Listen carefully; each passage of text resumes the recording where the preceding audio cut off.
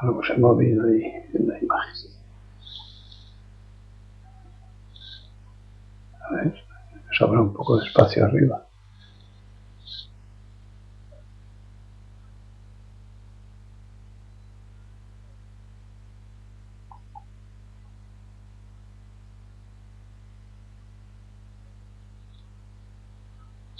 Mover un poco para quitar esta luz. Ahí. Ahora está mejor. Buenas noches. Agradezco la oportunidad de explicar el Dharma.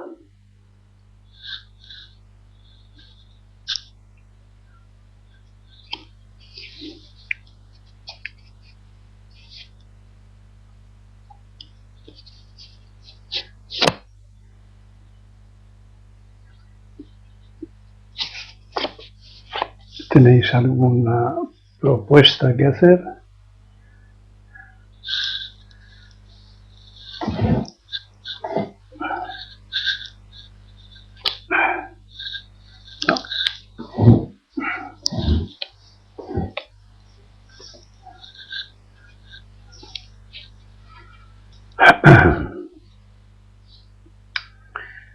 Siento que no puedan ser puntuales algunos porque desde el comienzo hasta el final hay cierta relación en los comentarios.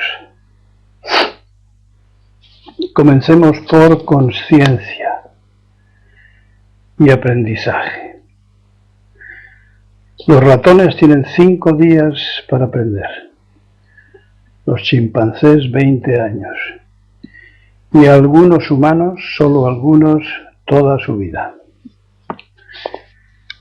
La conciencia, en el sentido de percibir el entorno, sus posibilidades y peligros, la compartimos durante millones de años con el resto de los vertebrados. 1,5 millones de años. Una conciencia evolutivamente posterior y más funcional, cada vez, corresponde al Paleolítico, hará unos 50.000 años. Y seguramente la compartieron, más o menos, el hombre de Cro-Magnon y el de Neandertal, con un reconocimiento de sí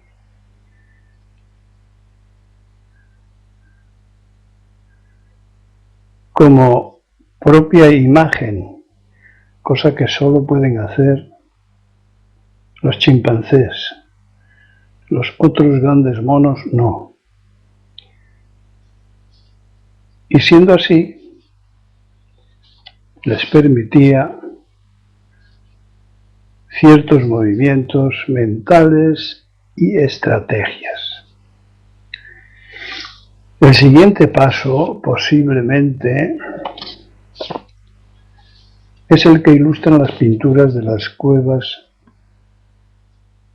de hace unos 25.000 años a 30, donde la representación equivale a separar percepción de representación. Es probable que estos primeros pasos, más bien posible, probable no, estos primeros pasos fueran la preparación para el lenguaje, que aparecería en el siguiente paso, tercero, evolutivo. Hará unos 10 o 15.000 años, en cuyo paso estamos todavía. Hay un matiz de importancia moderna referente a tener conciencia de la conciencia, ser conscientes de nuestra propia conciencia.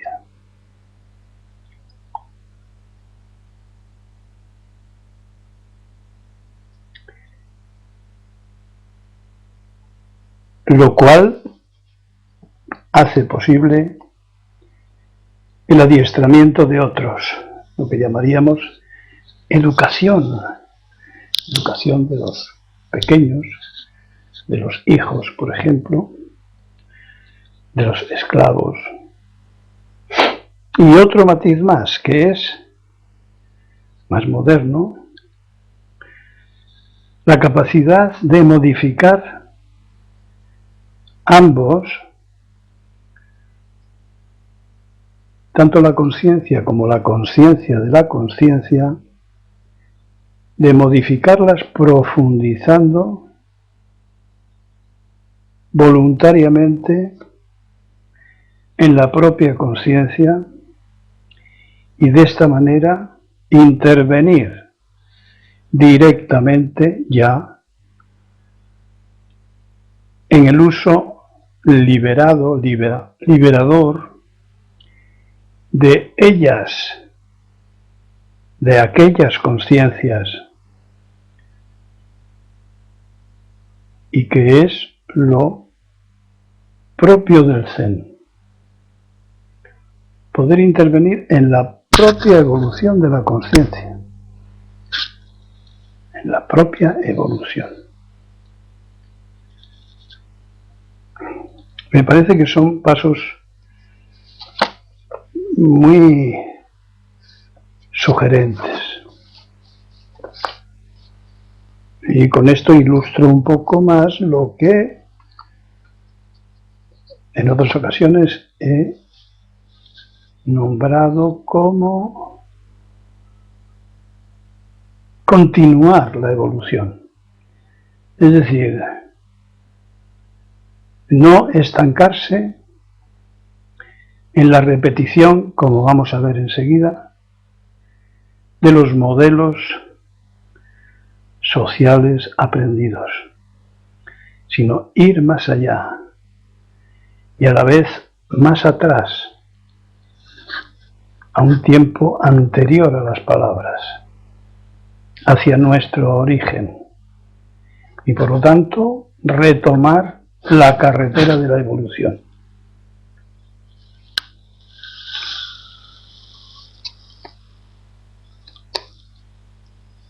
Obviar, superar al robot.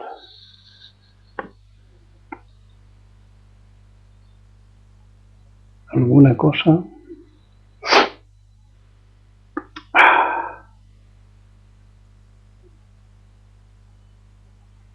Pedro, Pereiro, Gasolado, Dosing y Cuvió. Una anotación.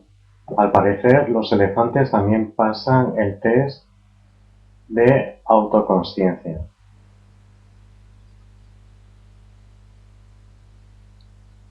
Floresta.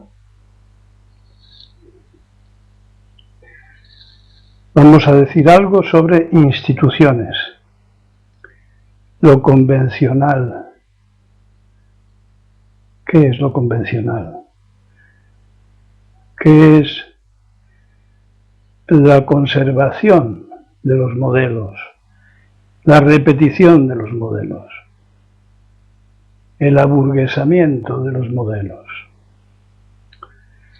En la juventud, la mayor parte de nosotros, y lo mismo de cualquier sociedad o de cualquier cultura, aspiramos a realizarnos, entre comillas, después ya nos enteraríamos de que se trataba de otra cosa, realización, es decir, a cada paso en la profundización de la conciencia, las palabras adquieren otros sentidos. En resumen, lo mismo que en cualquier sociedad o cultura, aspirar a realizarse como ser social siguiendo los modelos aprendidos significa practicar inconscientemente, atención muy importante, sin darnos cuenta, sin capacidad crítica, el comportamiento, los valores, los sentimientos una profesión, casarse, tener hijos, acatar las leyes y la adquisición de algunas otras habilidades complementarias que solemos llamar las de tiempo libre, entre comillas, claro. Pero como de todo se harta uno, se necesitan cambios,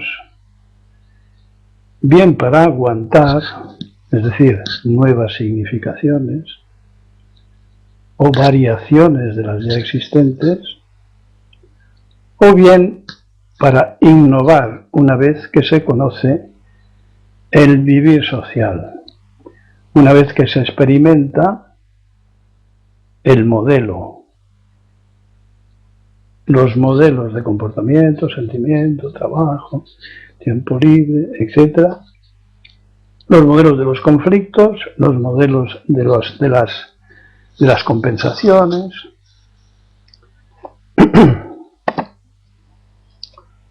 el tabaco, las excursiones, las drogas, el café, etc. El alcohol.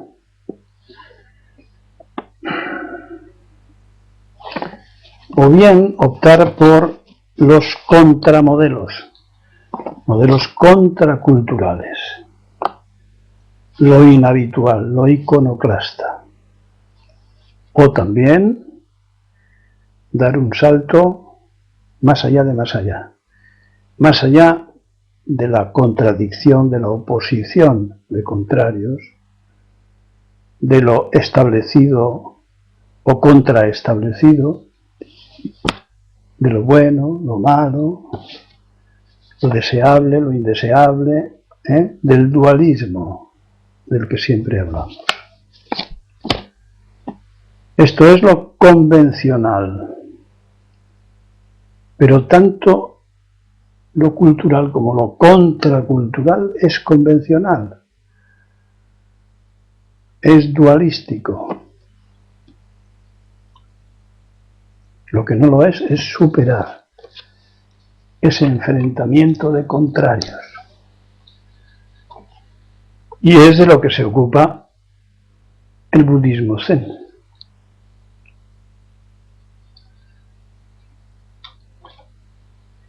¿Algún comentario?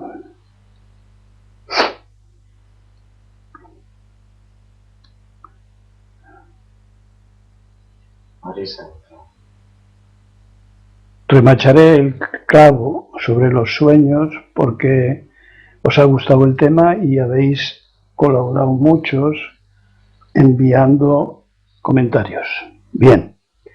Siguiente paso, así que conciencia, aprendizaje e instituciones, cultura. Acabamos de asistir al gran acontecimiento cultural,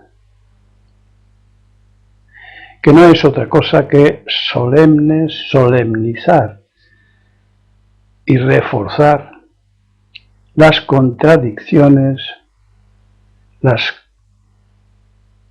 convicciones o convenciones del ego. Esos son sus valores, sus créditos de la acción y de la reacción. Uno, al contrario. De las preguntas que no obtienen respuesta, del romanticismo de los saberes, imposibles de cumplir. Se nos enseñan unas cosas y la existencia, no diré la vida, digo la existencia, viene y nos impone las contrarias y el ego tiene justificación y defensa para todo eso. Hay que alimentar a los hijos, en fin. Un pozo de imaginaciones y frustraciones. Esta es la historia primera de todos nosotros.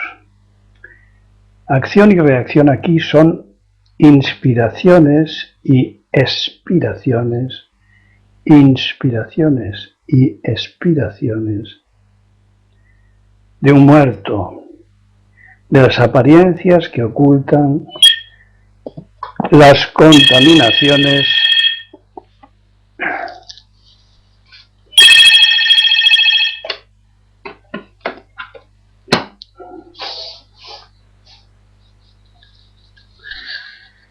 las contaminaciones al lado de las buenas intenciones, los engaños junto a las buenas palabras, los principios que son finales, siempre inacabados por las disculpas, los ojos cerrados, los oídos tapados, las manos atadas, la adicción a la convención, las condiciones del poder, la fortuna, las pasiones, etc.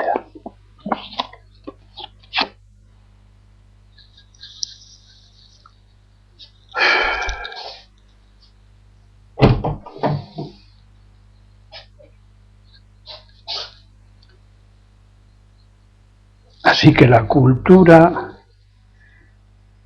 presente, vigente.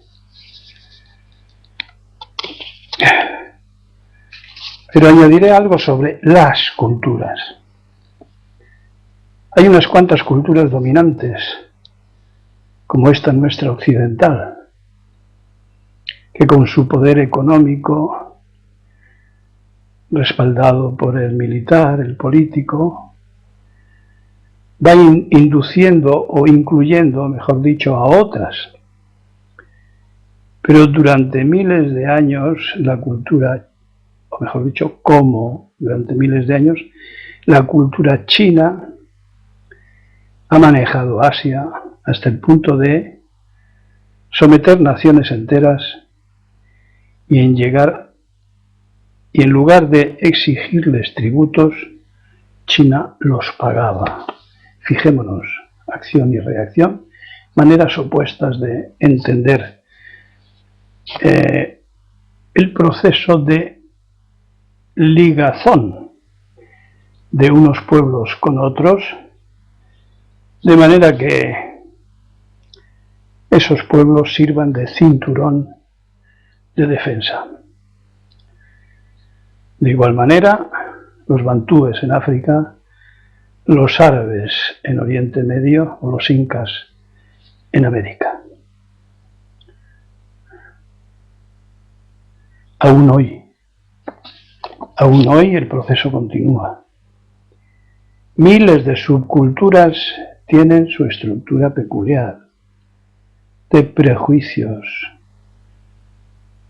supersticiones, defensas, religiones, a veces muy diferentes, pero siempre alrededor del mismo asunto, la supervivencia en el medio convencional en el que se desarrolla. Es decir, en el medio en que se mueve la mayoría. Es decir, aunándolas a todas, con su diversidad, con su variedad, el ego común. Esta idea nos puede ser muy útil. Que hay un ego común, ya se habló del inconsciente colectivo, de los sueños, de los egos, de los mandalas, etc. Pero está muy claro que en todas las culturas y civilizaciones, en más o en menos, excepto en algunas culturas y civilizaciones animales, de animales sociales, como las hormigas o las abejas, el individuo está al servicio, la vida incluso del individuo está al servicio de la sociedad. Para hacerse así, los humanos han tenido que dar una vuelta de 380 grados inventando la ideología y con ella el sacrificio, en política, en religión y de una manera muy indirecta en el sacrificio que hacen los profesionales de su vida personal, de su vida familiar, en favor de sus profesiones. con el convencimiento de que están cumpliendo con una misión. Después de ese convencimiento vendrá una dedicación de la energía verdaderamente patológica. Es lo mismo que decimos cuando hablamos de adicciones, de drogadicciones. ¿Cuándo una adicción lo es? Cuando sacrifica todo lo demás. Sacrifica el dinero, el trabajo, la familia, los objetos, las personas, los amigos, todo. Todo lo que se le cruza en el camino lo rompe, lo sacrifica, lo convierte en posibilidad de uso de las drogas. Es decir, una inclinación invencible al consumo irracional, es decir, más allá de los razonamientos, de ese objeto que llamamos droga. En resumen, hay muchas maneras de realizar el sacrificio. Y no siempre somos conscientes de ello.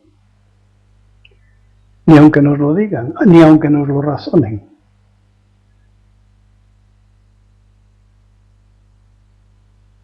Una de las características del estrés es ese. El estresado, el que tiene síntomas, los atribuirá a otras cosas, pero nunca a las causas del estrés. ¿Por qué? Porque es un adicto.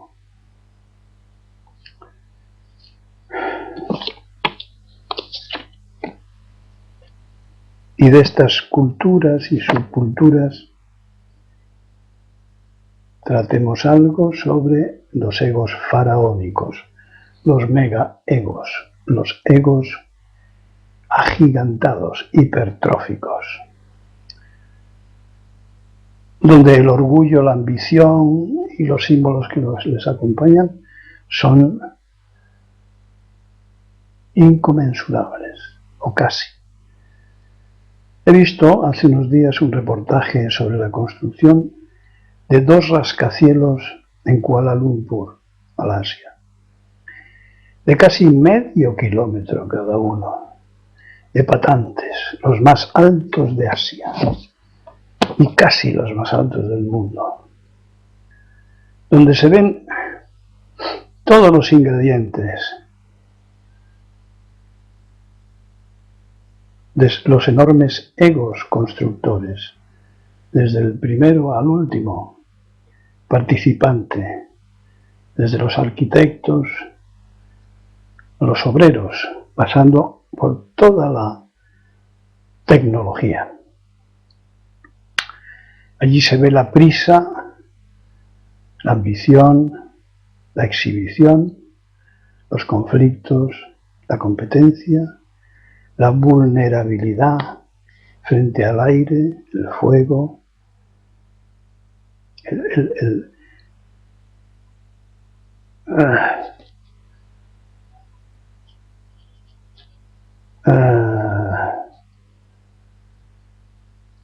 ¿cómo se dice esto? Los movimientos de tierra, los atentados, la propaganda, el gasto innecesario, la prepotencia, el agotamiento y sus consecuencias, 2 años durmiendo poco. ¿Para qué explicar más? Podría seguir.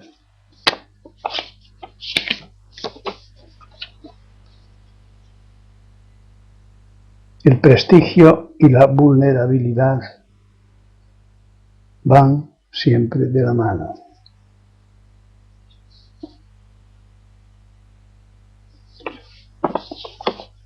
Buda insistió mucho sobre esto. Prestigio, fortuna, poder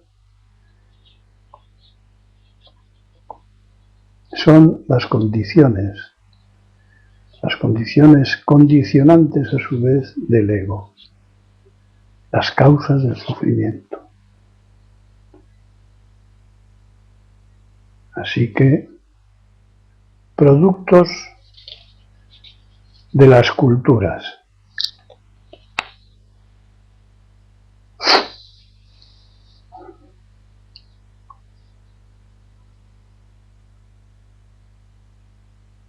Siguiendo el modelo faraónico, el modelo de la esclavitud, del esfuerzo desmedido, sobre el que nos podemos preguntar y responder, bueno, ¿y todo esto para qué? Y las catedrales y los larguísimos puentes y canales y movimientos de montañas, ¿para qué? Todo esto, ¿para qué? En uno de esos momentos nos hemos muerto. Así de desesperados estamos.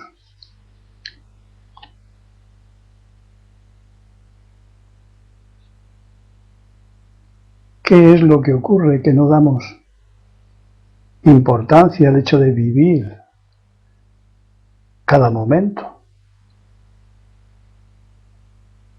Que tenemos que invertirlo en algo, que sea productivo para algo, que no sea solo sobrevivir. Quiero decir, modestamente, con todo el tiempo posible para saborear cada presente. Muy equivocados estamos, muy neuróticos, muy confundidos.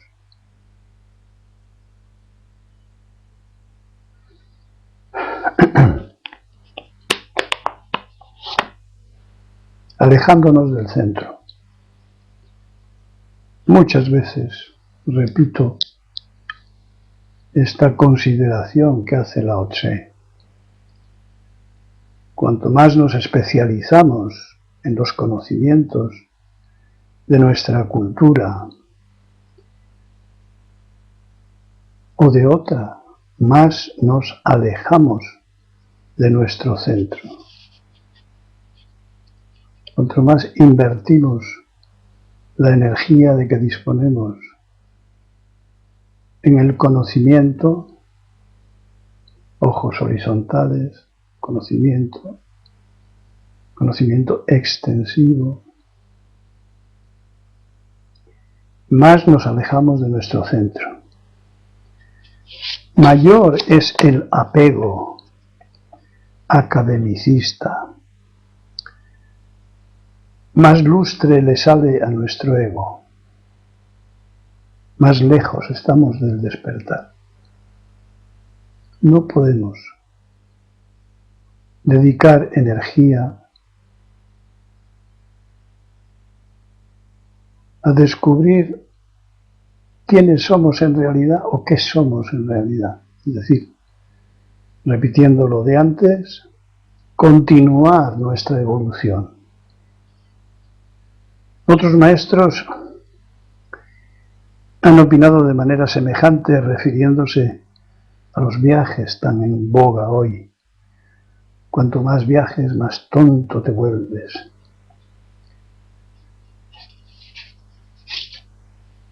¿Qué quieren decir con esto? Sino lo mismo. Disculpas para enorgullecernos de las diferencias entre pueblos que hemos visitado unas horas, que hemos pasado con rapidez, que hemos visto distintos trajes, distintos colores, distintas comidas. Esto no es profundizar, pero vamos a presumir de ello ante nuestro propio ego. Vamos a estar orgullosos de viajar. Cuando a gente con la que yo tenía alguna confianza, le preguntaba a la vuelta de un viaje: ¿qué has aprendido? Nunca conseguí que alguien me explicase algo. ¿Qué has aprendido?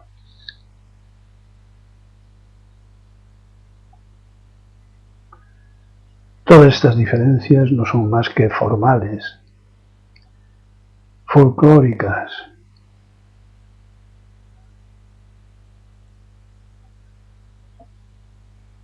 Como esencias de esa categoría que se llama arte antropológico.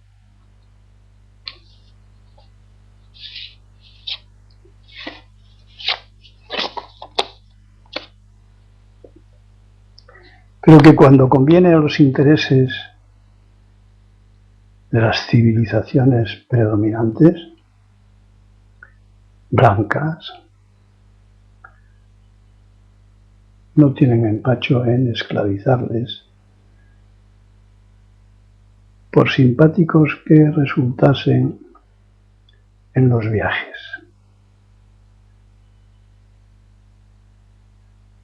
Los enculturan o culturizan, empezando por esclavizarlos. Y esto es como las pirámides, como los catedrales, como todas las grandes obras, las que se ven. ¿Y para qué? Tratemos de contestarnos a eso. ¿Y todo eso para qué? Había un vasco hace 500 años que dijo: ¿y de qué te sirve ganar todo el mundo si pierdes tu alma? En el budismo zen no se cree en lo que no se ve, en lo que no perciben los sentidos o la intuición. Cambiamos alma por espíritu, por experiencia del camino, por práctica de las instrucciones de las enseñanzas de Buda, y decimos: ¿y de qué te sirve ganar todo el mundo si no sabes quién eres? Si te has quedado en una marioneta, en un robot, y eres utilizado medios de comunicación que te llevan para acá, para allá. ¿Y tú qué? Pregunto yo. ¿Y tú qué?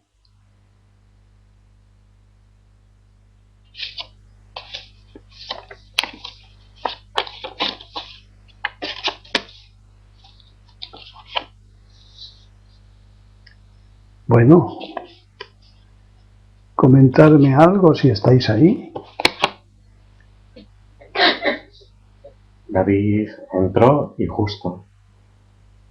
Y Flor... ¿Y justo qué quiere decir? Otro que... ¿Es lo que se llama justo? Sí, se hace llamar justo. Ya. David Gaso. Y Flor Gaso. Pesadilla. Pienso que puede ser un mensaje de nuestra mente en otro nivel de consciencia. Creo posible que durante el sueño el cerebro intenta resolver las inquietudes o sufrimientos que nos afectan. A veces se parece a la intuición. Gaso Flor. Hablaremos el próximo día de los sueños, puesto que habéis enviado emails bastantes.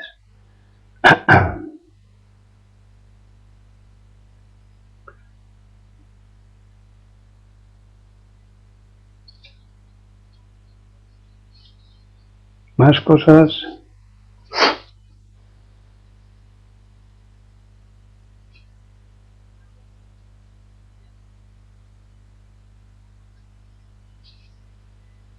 No más. Sobre el estrés. En el último libro os comentaba unas pocas cosas sobre las neurohormonas segregadas por el cerebro, condicionantes de la acción, como por ejemplo la oxitocina, que relaja y facilita las relaciones. Un ejemplo: ver árboles por la ventana de un hospital recupera antes a los pacientes de sus enfermedades. Ver árboles, solo verlos, fíjate. No te digo si les abrazas.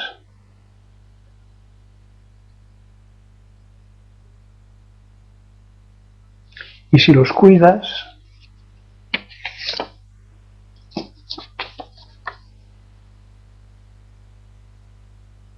y si comes sus frutos, a esos a los que cuidas,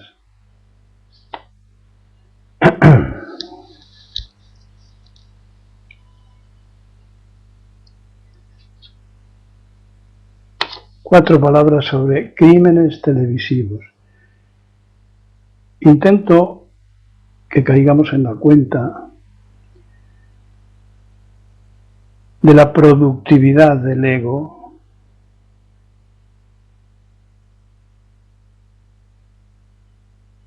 en cuantas más direcciones, y cómo esa productividad es destructiva de nuestra salud, de nuestro cuerpo,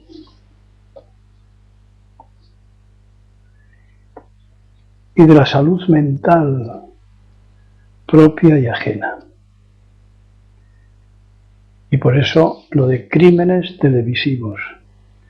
Al que le guste este género y repite y repite y consume, ¿se habrá hecho un adicto a la sangre? ¿A la crueldad?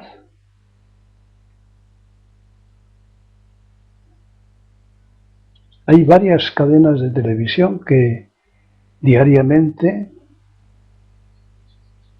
reproducen crímenes españoles, hablan de ellos insistentemente, con detalle,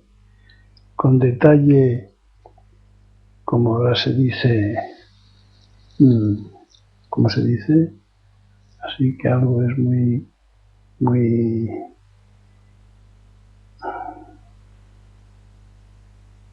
que lleva mucha sangre, hombre, que es muy, en fin, ya saldrá. Sangriento. No, morboso, hombre. Morboso. De crímenes españoles, desgranados con morboso detalle,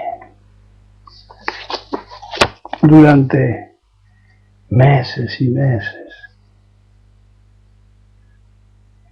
Y con todos estos crímenes que hay, al parecer no son suficientes, pues se añaden películas españolas y extranjeras, y tampoco es suficiente.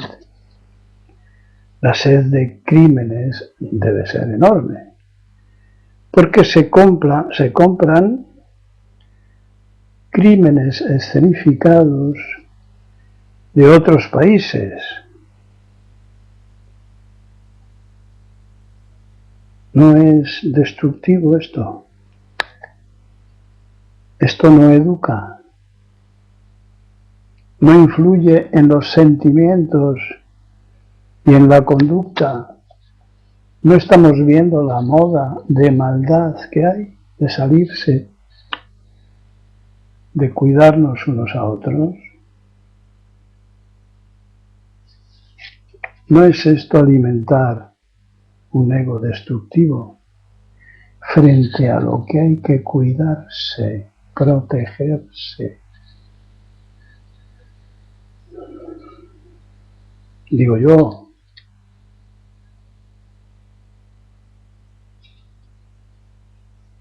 Pero lo dejaremos pasar y pasar y pasar.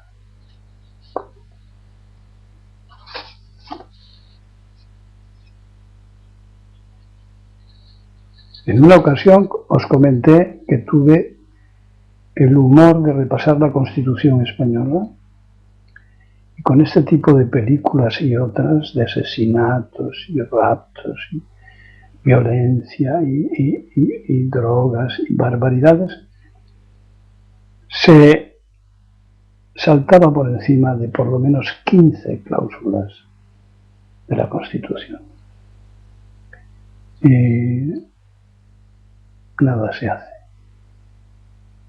No es correcto hacerlo. Y los periodistas insisten, la mayor parte de ellos, en lo mismo. No veo ninguno criticarlo. Bueno, alguna cosita. Alex ha entrado y Sago. Es más fácil creer que se gana el mundo, ¿no? Que se gane el mundo. Es más fácil. ¿Ese sí que lo dice? No, Sago. Shinkai, ¿qué dice? Al hilo de los árboles en la ventana del hospital, los que viven con perros viven más tiempo y son más felices, decía un psicólogo en el programa de Punset. Ah, sí. Se ha demostrado hasta la saciedad. Y se está demostrando, aunque de una manera un poco tonta. Es decir, en muchas, no en todas, porque hay gente con prejuicios enormes sobre los perros.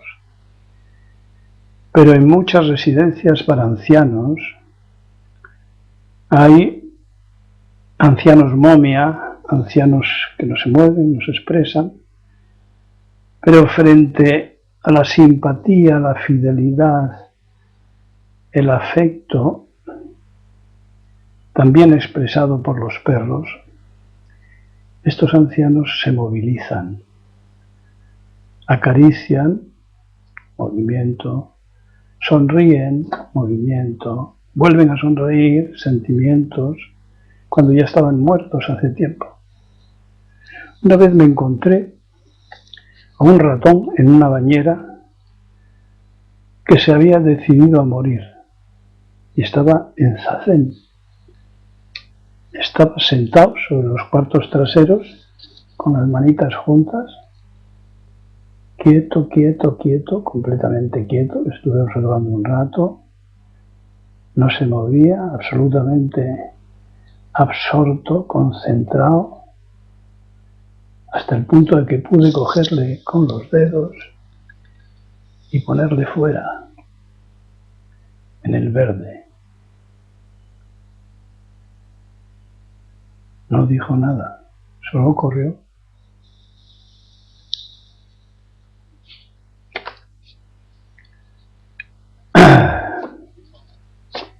¿Algún comentario más?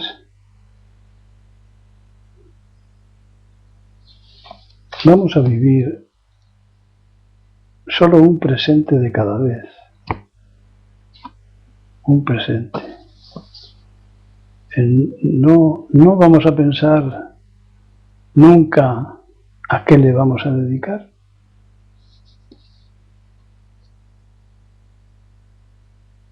¿Sabemos a qué dedicarle? Sería la primera pregunta. ¿Lo sabemos?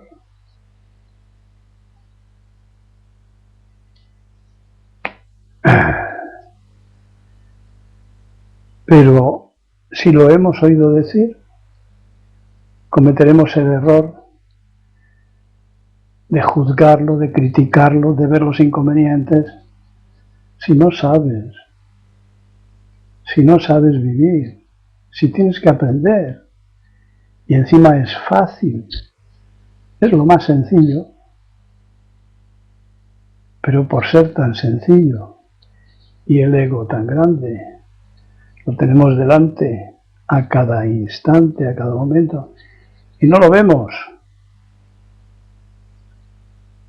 A esto Buda, que era un descubridor de perogrulladas, decía, lo llamamos ignorancia. Ignorancia, simple ignorancia.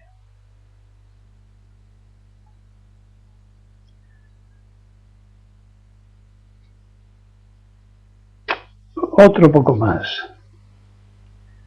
Comprender y explicar. comprender y explicar son dos funciones de la mente muy distintas. A mayor profundidad de la consciencia, mayor dificultad para explicarlo. ¿Por qué? Porque la lengua es para las mayorías, para eso que hablábamos antes, para el común, para lo vulgar.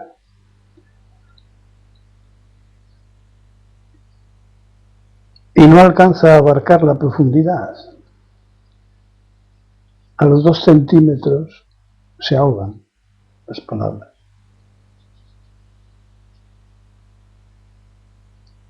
Explicar los fenómenos no es solo describirlos,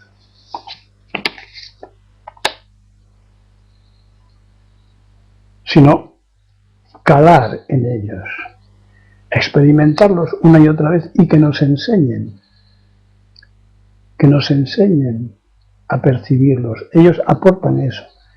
Nosotros deberíamos de aportar, aprender a escuchar, aprender a mirar, aprender a tocar. Y ellos nos lo van a decir todo. Nos van a enseñar sin que se lo pidamos. Pero la mente tiene que estar en un estado receptivo, no de presunción, no queriendo enseñar, sino en silencio, la mente en silencio, recibiendo.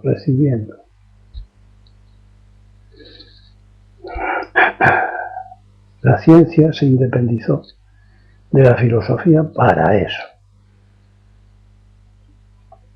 Y la ciencia cala esos 2 centímetros. Después vuelve a quedarse muda. No nos debemos extrañar de esto. Los antiguos decían que era una defensa de la naturaleza ocultar con su sabiduría las explicaciones. Ocultar por sabiduría. Así se defiende la propia naturaleza. Te regalará la comprensión y en algunas ocasiones la capacidad de expresarte, de expresar algo. Pero es innecesario porque basta con experimentar. Vuelvo a mi teoría del huevo frito. ¿Cómo vas a explicar cómo se fríe un huevo? ¿Cómo vas a explicar a qué sabe un huevo frito, mojado, con pan? ¿Cómo vas a explicarlo? No estoy hablando de un fenómeno complejo. Basta con experimentarlo. Así. Y mojas. Y masticas. Y saboreas. Eso es el Zen. O bien, decían los viejos maestros, el Zen, la experiencia Zen es anterior a las palabras. Anterior a las palabras. Se trata de la vivencia, de la experimentación que haces contigo en el mundo cósmico, en el mundo de los fenómenos, de los seres vivos, de lo real, no de lo artificial, ni de lo superfluo, sino de lo real. ¡Qué mayor diversión! ¡Qué cosa más estimulante! Que no la hemos hecho nunca. Que hemos andado por las nubes de la imaginación, de la fantasía, del deseo, de la protesta, de la queja. Pero lo sencillo, lo que tenemos a cada paso, a cada mano, a cada momento, pues no hemos viajado por ahí.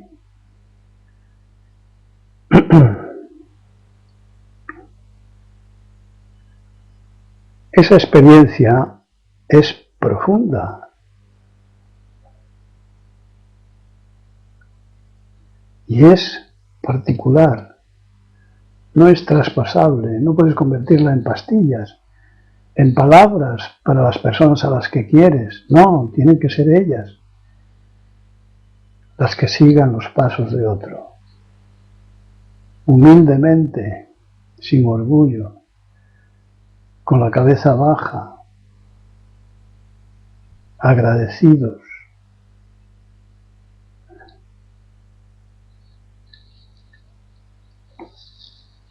El que tiene necesidad lo hace. El que tiene solo curiosidad turística no lo hace.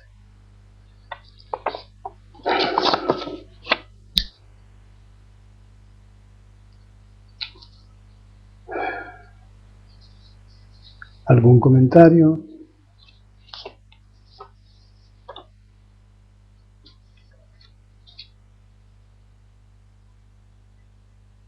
Maite ha entrado y salgo. Esta se mete en un lío cuando no agradece. Sal del lío.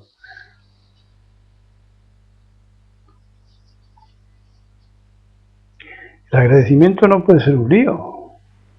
Es una simplificación. Es un eco. Cuando recibes, sientes un eco, juntas las manos y ya está, se acabó.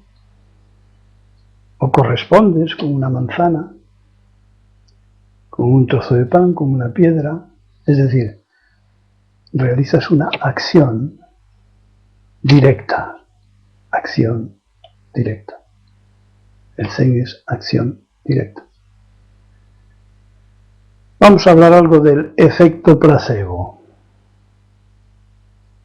de la autosugestión. Cuando uno toma algo que cree que le curará, muchas veces le cura. ¿Por qué el cerebro no lo ha intentado antes? Por su cuenta, y sí reacciona, sin embargo, si le damos un placebo. Es semejante a lo que le he dicho a Sago. Acción directa.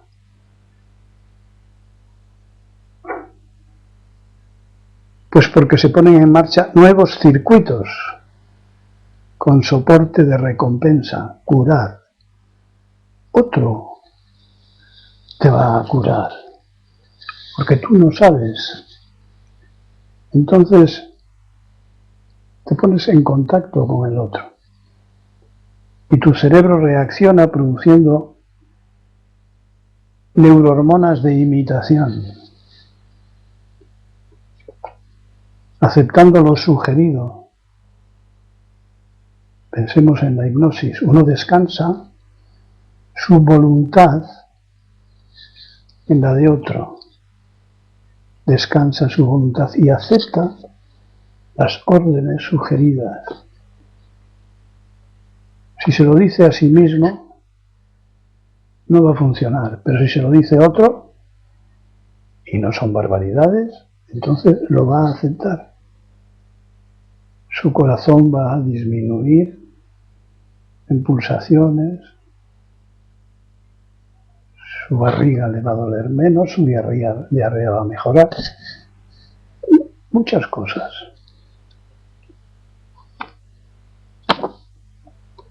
Es como ver árboles, aunque sea lejos.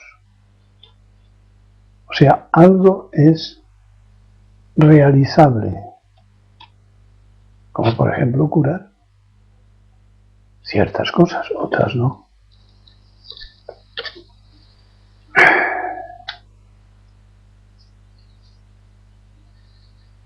Y seguir.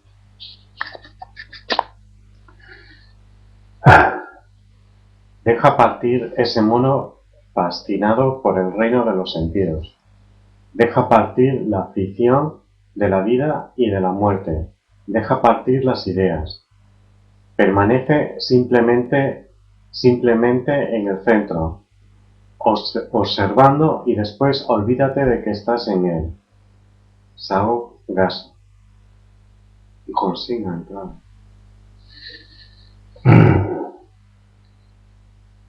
Les hago caso a lo que decía ¿Siguió o qué? O a lo que la dijiste antes de Ya. no agradecer.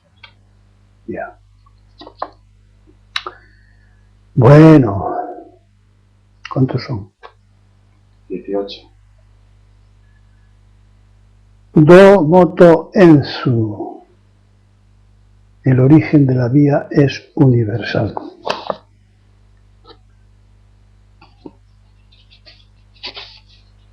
Esto es una caligrafía que me dio el maestro Narita. El origen del camino, de la vía, es universal. El origen de la vía es universal. El día anterior, o el anterior, comentaba que los egos están anclados en el cosmos. Una parte de los egos es cosmos. Después se hipertrofian, se agigantan, se deforman como cánceres.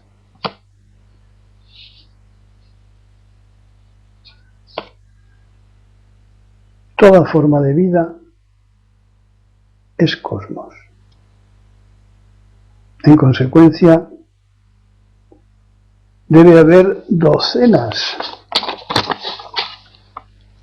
de técnicas meditativas que alcancen ese suelo cósmico, superando las variedades culturales más o menos mezcladas con la magia,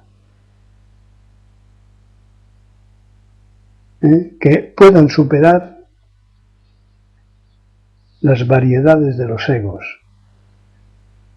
no variedades básicas, porque todos son lo mismo. Podría decirse que si intervienen factores religiosos,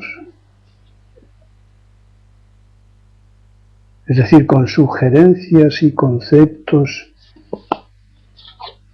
que se salgan de lo real, sobrenaturales o trascendentales,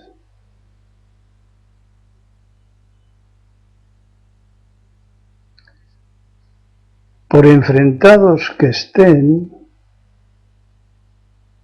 demostración egótica de todo enfrentamiento, los apegos aumentan y todo se va a complicar. Es muy complicado cuando aparece la magia y las supersticiones. No hay manera de tocar lo real,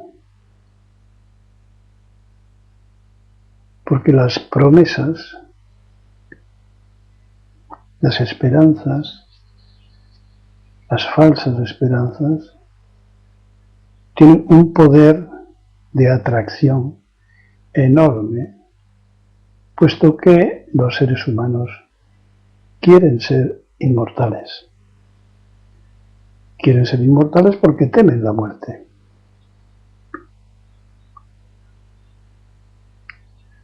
Una cosa es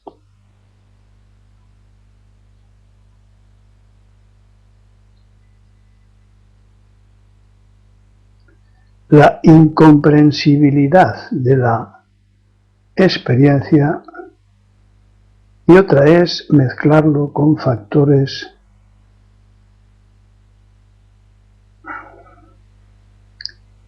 irreales, extranaturales. Pensemos en revelaciones divinas, en premios, castigos, temores, sin que esto signifique que cada persona no pueda evitar o no pueda dejar de utilizar cuanto le parezca útil en cada momento evolutivo de sus prejuicios y de su personalidad. Recordemos, tengamos en cuenta siempre que somos seres humanos, que es tanto como decir defectuosos, prejuiciados, en vías de recuperación.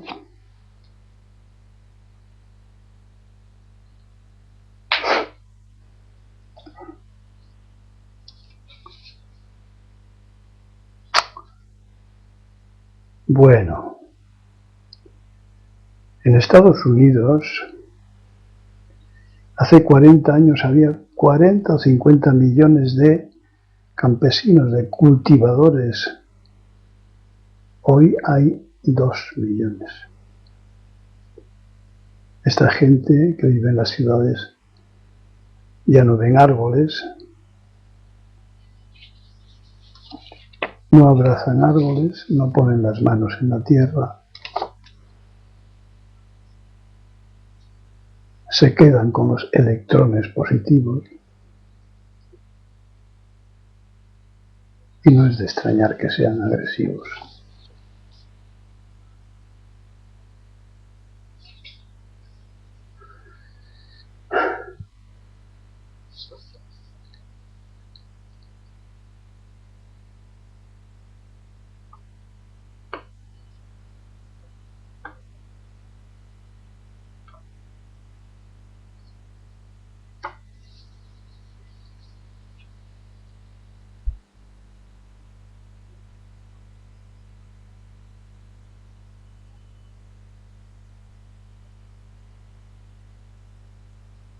Alguno de vosotros pensará,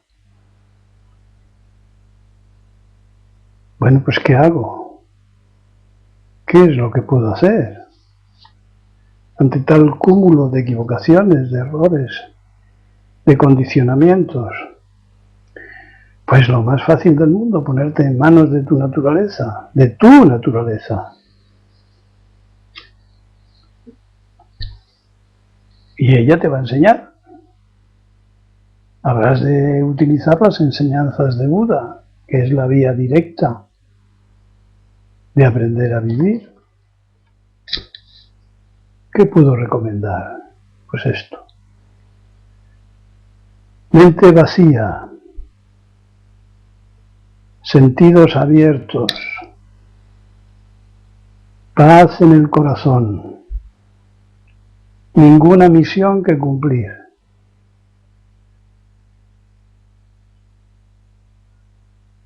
Y zambullirse en el momento a momento. No hay cosa más sencilla y más humilde que un momento aquí y ahora. Aquí y ahora, ya no es el anterior. Aquí y ahora, ya no es el anterior. Aquí y ahora.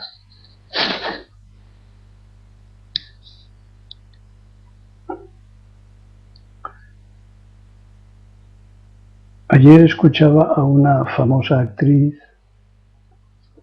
que la preguntaban, pero bueno, ¿cómo has dejado el mundo de la fama? Tú que bla, bla, bla, bla, bla. ¿Por qué lo has dejado? ¿Con qué lo has sustituido? Y ella decía, por lo cotidiano, por lo corriente, por la vida diaria.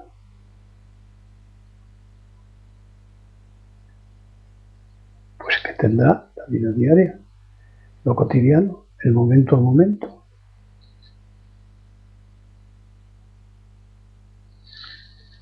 Si queréis añadir algo, a mí se me han acabado las chuletas.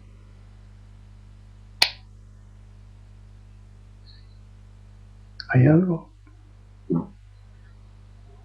Pues espera un poco. Que a lo mejor alguien...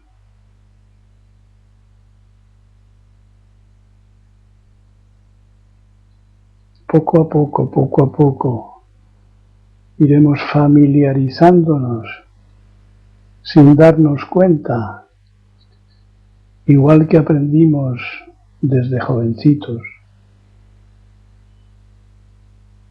los condicionamientos del karma positivo, del karma negativo. pues poco a poco iremos embebiéndonos de las enseñanzas de Buda. Decía un viejo maestro, como lluvia persistente. Es decir, eso que llamamos calabobos, pues mismamente, como calabobos. Pero tenemos que hacernos los bobos. Si somos listos, no. Ahí os he dicho otras veces, en el dojo, en el lugar de la meditación, hay un gran abanico chino que dice, qué difícil es llegar a tonto.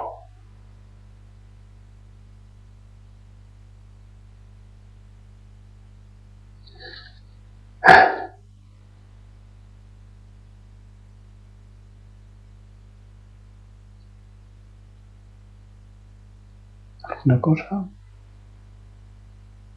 Y siguió. Sampai por tu paciencia y dedicación.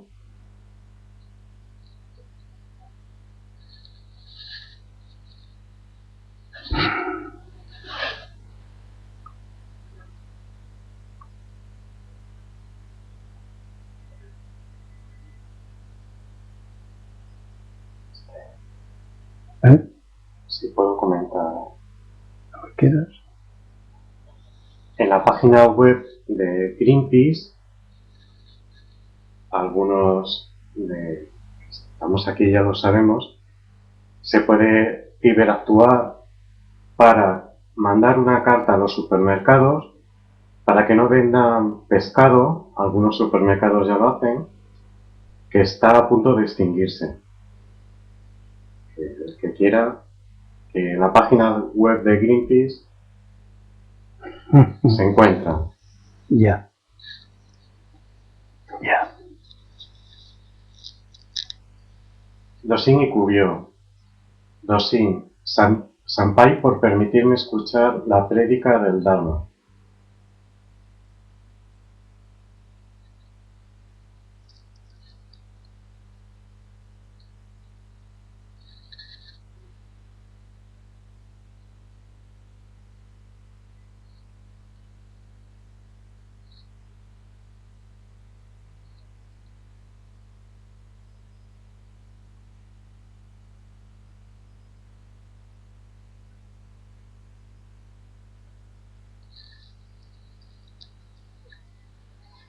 Entonces, hasta el próximo viernes.